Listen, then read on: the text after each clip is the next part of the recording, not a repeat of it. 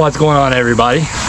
I'm Aaron, and this is Copper, and this is the documentary of the journey of the healing walk that we took, which was 7 weeks of walking on the Appalachian Trail. Many of you have followed my channel, seen my work on the homestead, and followed and supported my journey. This is the most important video that I've ever made, and I normally don't ask this, but please make sure and share this video. I want it to get around, because while the walk was something to help me heal, I think that the insight I've had might help someone else. That's my true hope. I want this to be something that can, even if it's something that's not as extreme as what I did, you know, not everybody can just take off and leave for 7 weeks, but it was also, that it can give someone inspiration and let people know that they're not alone. Let people know that other people have the same struggle, and if it will help one person, encourage one person, let one person know that they can do it, that there is, you know, a light at the end of the tunnel when it comes to PTSD and substance abuse associated with PTSD. You know, and if I can do it, anyone can do it. So this video's a little bit long. At the end, I have a few more things I want to say and talk about, and I'm going to be narrating throughout the video, because when I was actually walking, there was a lot of times where I was so in my head going through things that, you know, during my updates and the videos I did actually on the trail, a lot of what I was feeling internally and a lot of the struggle I was feeling, you know, didn't come through. I didn't say that in those videos, and that's a lot of what can help other people, I think, on their healing, their own healing walk. So I hope you guys enjoy, and I'm going to take the copper pot in. He's hungry. It's dinner time. So here we go.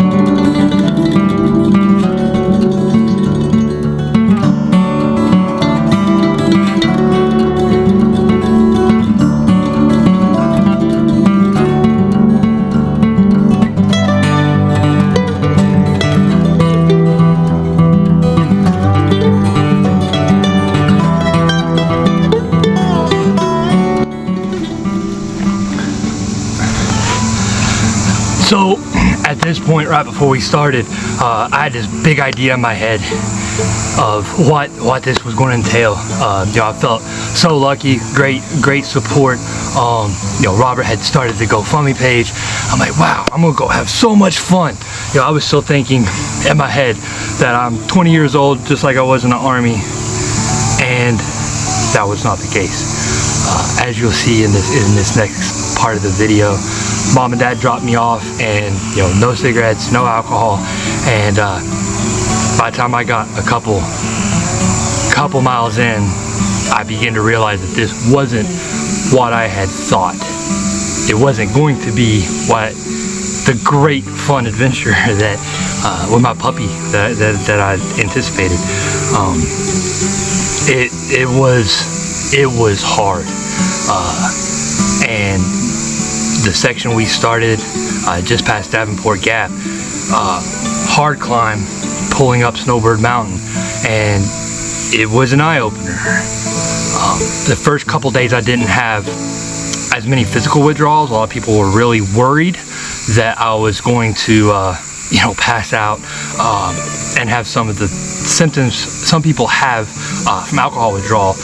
I didn't, but I did sweat excessively, and it was hard to carry enough water. So here's the first part of our walk where I first realized how hard it was going to be.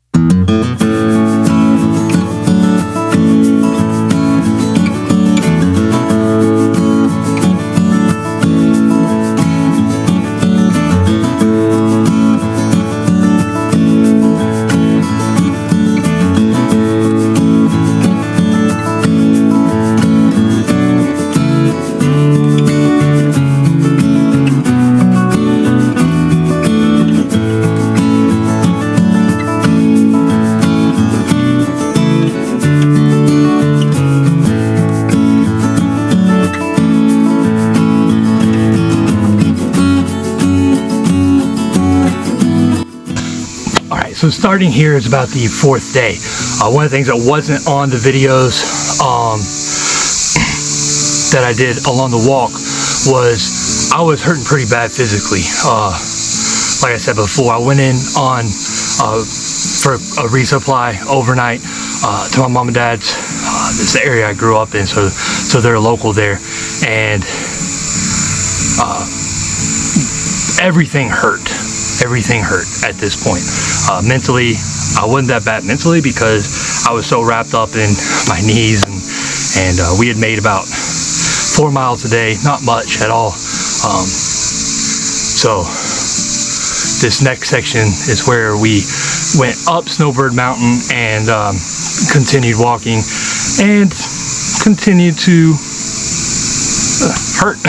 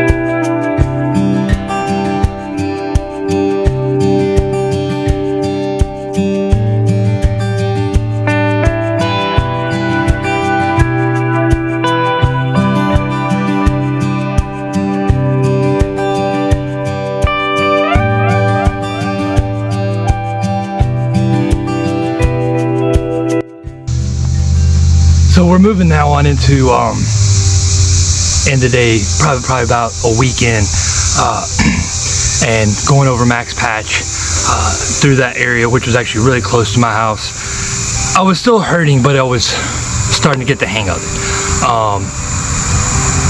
I dropped.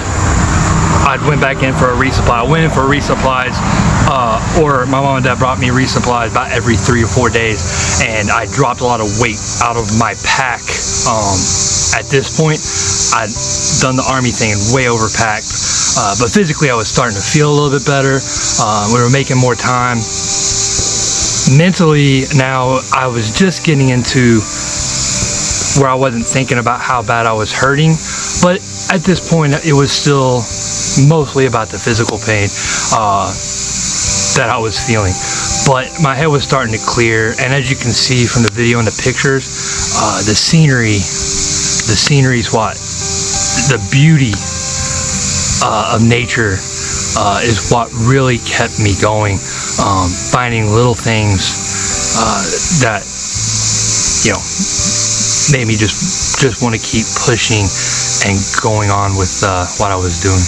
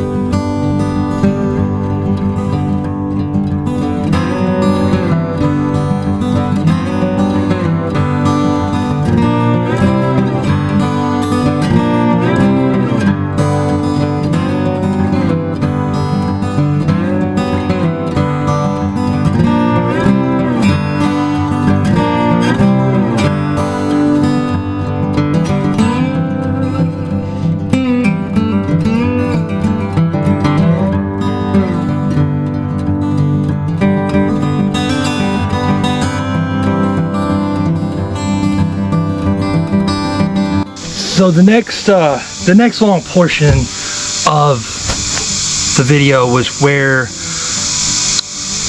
we kind of started getting a little bit of a groove as far as making a little bit more mileage. We took some detours. We stopped by Wolf Creek Falls, which was really pretty. You know, it wasn't about the distance we made per day. It was just about being out and walking. So if there was something interesting, we stopped. Still, the beauty kept me going. I wasn't hurting as bad physically up through this point. The withdrawal symptoms were going away. The physical withdrawal symptoms. So if you can bust through that first week, which is really the hardest physically, it starts to get better. And a lot of it goes from your physical pain, and it still hurts, but it becomes more of a mental game. This is where, instead of really concentrating on how bad everything hurt, I had time to think and started, you know, thinking about why I was doing this. Thought a lot about my little brother, thinking about my family, how they had stuck with me even though I know I'd been a interesting person, being a high functioning alcoholic and drinking a lot. I started to feel emotions I hadn't felt in a long time, because I had chosen to numb the pain by drinking instead of feeling the pain. But on the flip side of that, I'd also numbed all the good feelings, the good emotions, and so since the physical pain was really starting to alleviate, I was starting to feel happy again at times, also depressed. There was a lot of highs and lows going through relearning how to feel emotions.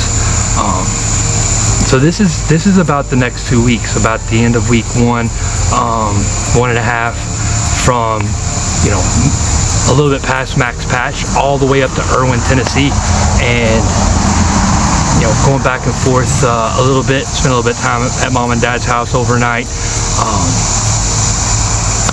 So here's that part of the journey.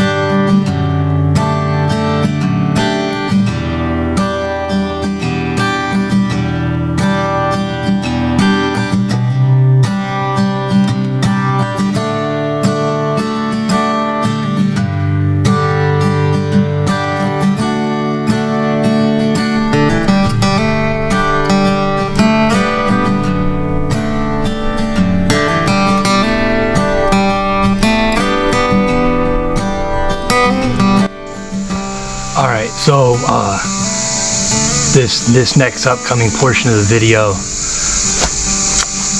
is I was staying at Uncle Johnny's hostel in Irwin, and we planned on fishing for a few days, moving upriver. Things kind of took a turn for the worse here. My initial plan was to be out 30 days. We were at about day 20, 21. And I've had issues with gout, which, even though I'd stopped drinking at this point, lost a lot of weight, my gout really flared up. You can see in some of the video clips, I could barely walk. I actually ended up having to have, Mom and Dad came up and they called the fire department. Had some great guys there, some volunteer firemen. Basically, me walking on each side like this and them carrying me out. I was in so much pain, and mentally, I really hit a hard wall. I almost quit. I was like, you know what? We've walked for 3 weeks. You know, we've done at this point like total of like 100 miles or so, 110 miles on the trail, along with a lot of extra walking on fishing excursions that hadn't really turned up anything to speak of. And it was the low spot. I was ready to call it quits. I was ready just to say, hey, I hadn't drank in 3 weeks, I'm good to go, and just call it. Like I said, it was one of those points that was very tempting for me to be like, all right, I'm just gonna go have a beer, because I was feeling really that there was nothing to numb the low of where I was. So even though that first week is the hardest, you know, you get through weeks 2 and 3, it's not over. And at this point I was still dealing with just one of the symptoms of the PTSD, just the alcohol, and hadn't even got really into working through any of the PTSD issues I was hoping to have some time to think about and work through. It was rough. It was rough, and made it back. Decided to go down, come down here to Georgia, to go to my doctor and have them, you know, there's some medicine they give me at work, some shots, and my plan was in a few weeks to maybe get back on the trail, but just honestly, I was about to call it right here.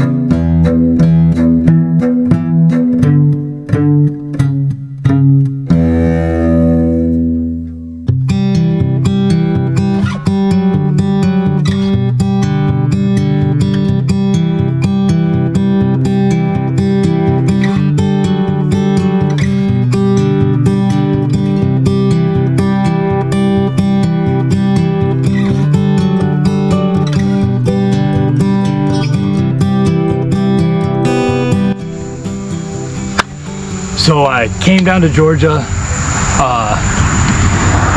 It helped. It helped. It helped a lot. I pulled my tractor prank on Robert and stole my own tractor from him. You know, seeing Caroline and my wife and Michaela, my daughter, seeing my other dogs and spending a couple days here got me over that really low spot I was in. And like I said, feeling emotions, I was able to feel my happy emotions too. So I think I bounced back pretty quick from the low spot I was in. Went to the doctor and got the feeling a lot better, a lot faster than I thought, and decided to come. I think I spent 4 or 5 days and said, okay, I'm not quitting. I was home for a minute. I'm gonna go back and I'm gonna finish my week. And by coming home, I actually decided I'm not finishing my week. I want to do, you know, because of the little bit of the time that I hadn't walked, doing resupplies and being down for, because there was about 4 days, 5 days where I couldn't walk at all. I just stayed right there on the Nolichucky River, and I wanted to make up for that. So I kind of tacked an extra week on to my trip. And so I came back. I came back to, or went back to North Carolina, and we started back in Irwin. Did some fishing, had good luck, and found some cool places.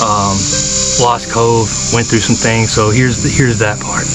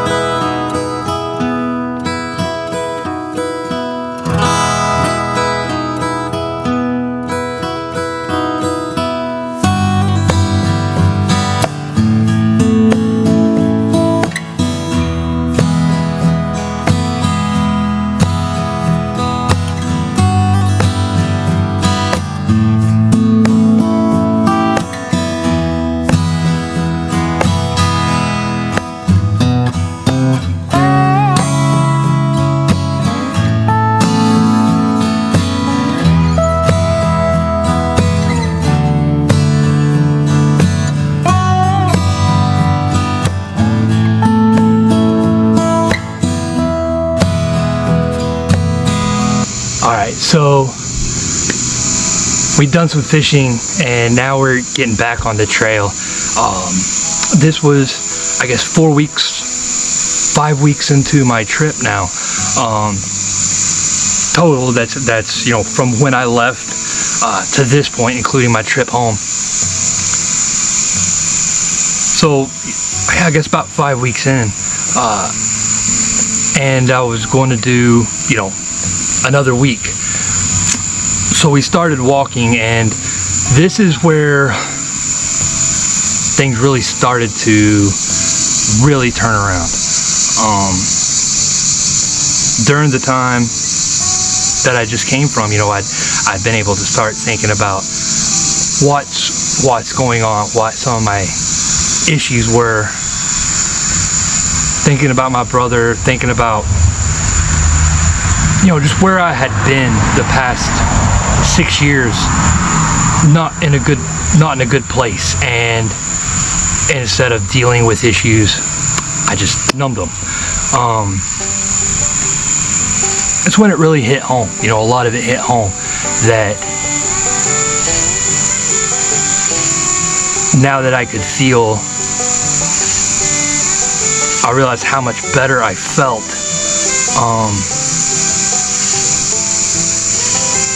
I knew I could do it. I knew that from this point on, there was a light at the end of that tunnel. I knew I was going to be all right, no matter what happened. So we walked a couple more days on the trail, and I stopped for my mom and dad came up to resupply me, and I ended up, after the resupply, going back to Uncle Johnny's hostel. We walked a couple more days. I went on a resupply to mom and dad's house, just quick overnight. Went back to Uncle Johnny's hostel because I wanted to go back to Lost Cove, the lost logging community, do a little bit more fishing, and then I was going to go for that whole extra week. I was only going to spend 1 day going to Lost Cove, and then I was going to go pick back up at Roan Mountain and continue walking for another week. And at this point, I was actually packing up to start walking again, and I had a peace come over me. And I stopped packing. I was almost finished, and I said, you know, I feel better. I actually think I've accomplished, I just felt like I'd accomplished what I set out to accomplish. It took 5 weeks, but I felt a weight lift off my shoulders. I felt a renewed sense of purpose.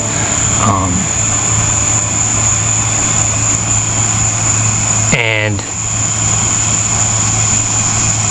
while I knew that I hadn't finished, you know, I hadn't nowhere near all the way fixed by any means, I knew I was going to be okay. I was going to make it through the other side. So instead of walking more on the trail, we stuck around and did some more fishing. I spent a few extra nights there on the Nolichucky River in Irwin, and had a great time.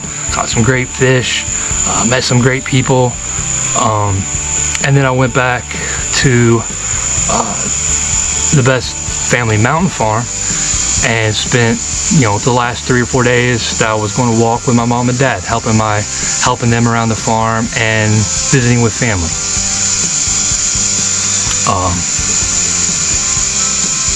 And so that's the last little part of what you're about to see.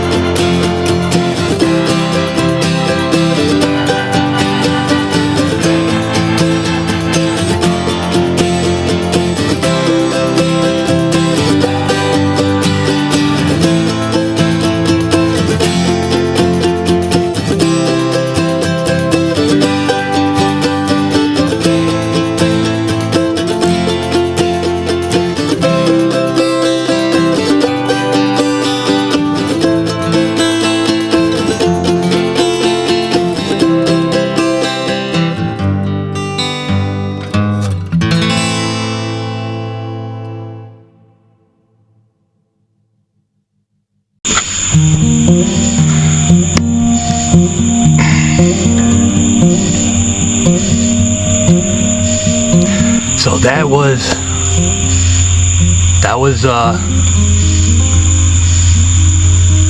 the end of it.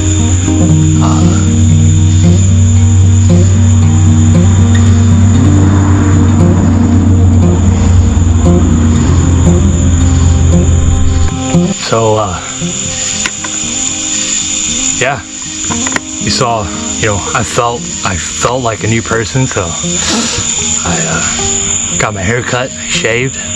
First time in a long time, actually. I hadn't had a big beard. And looking back at the whole experience, kind of humbling. I went in with this grand idea that, I guess kind of in my head, I'm gonna go and spend 7 weeks having fun and stop drinking, and it turned into a lot more. It meant a lot more. I think it changed me and helped me a whole lot more than I anticipated.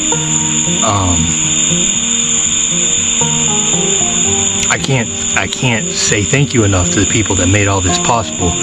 Everyone that helped donate so that I could get the money for the equipment.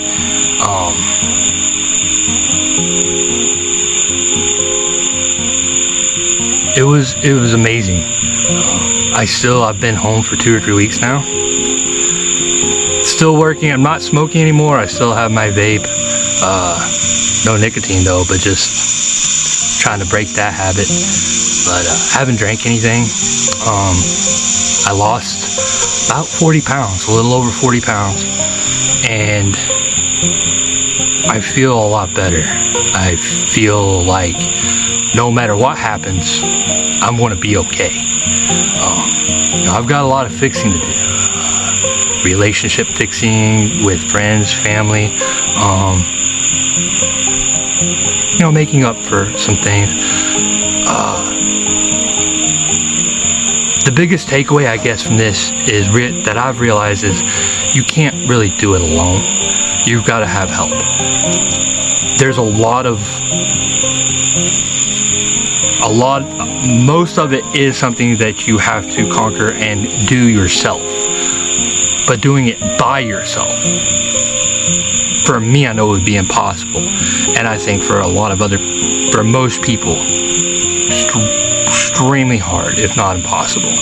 So I want you guys to, if you're someone who might be in the same kind of situation, dealing with PTSD, depression, some kind of substance abuse, to deal with, self-medicating to deal with, those issues, you can do it, and you don't have to go on a 7-week walk. Find someone to talk to. Just start. Just pick a day and start, which is basically what I did. I was scared to death on that first step when they dropped me off. But I picked a day and I started, and I think that was what really helped. And I had an ending date. I ended up, extending a little bit. If I can do it, anyone can do it. At this point, I'm really kind of speechless. It was such a great experience, and it was a good thing. And I really hope that someone just seeing the change in me and knowing that someone who's just a old army grunt, if I can make it out the other side and have a new lease on life for myself, my family, my friends, and to help other people, you can as well. So I think I'm going to leave it at that. And again, I know this was very, very long. If you've watched to this point, thank you. One last time, please, please, please share. Because if all of this will help one person, make it through. Maybe if my little brother had seen a video like this, it might have changed the outcome of his struggle with PTSD. So that's what I'm really hoping.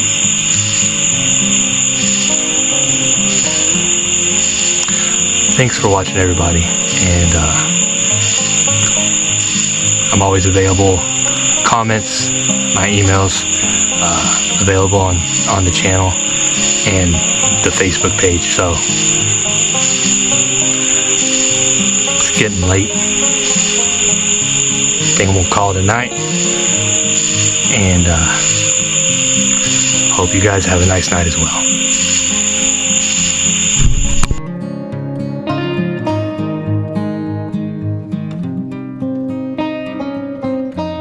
And the last really piece of this that I want to talk about is thanking Robert for setting up the GoFundMe page. Now we're going to leave the GoFundMe page up for a little bit longer because I really want to. I think now, having gone through this experience, I think I can help other people, and I think the healing walk, recovering one blaze at a time, even if it's not anything I do full time and do for months at a time, I want to be able to take veterans, anyone that struggles the same way I've struggled, for a couple weeks and kind of guide them. Still be their own journey, but I think I can help people like that. And so I want to start building up equipment, because for me, I was lucky enough to have a friend that helped in that department. But it is expensive. It is extremely expensive. I vastly underestimated the amount of money that it would take. And most people can't go buy all this equipment, their food and all that kind of stuff. So I want to start amassing a couple outfits, 2 or 3 outfits of equipment, so we can go in a small group and I can help people that way without them having to fork thousands of dollars out. So I know so many people's already donated. If anyone is interested, that's where the money for the next week or two on the GoFundMe pages is going to go, to start getting things set up to help other people without them having to do it themselves. Also starting a drive. I'll be putting more of that out in a later video, for camping equipment. If you have a backpack, if you have something, get a hold of me, and I can take donations. That's another way I can help build up the equipment side, besides the stuff that you can't really store, such as food. I did learn you're going to have a lot of gas expenses. You're going to have, the hostels are really kind of key. You can hit one every 3 or 4 days, and you need it. You need a place, take a shower, do some laundry, take a load off. So yeah, I just wanted to throw that one out there. And anyone else that's willing to help or participate with this, and anyone who thinks that they might benefit, I'm trying to get started to plan the next trip.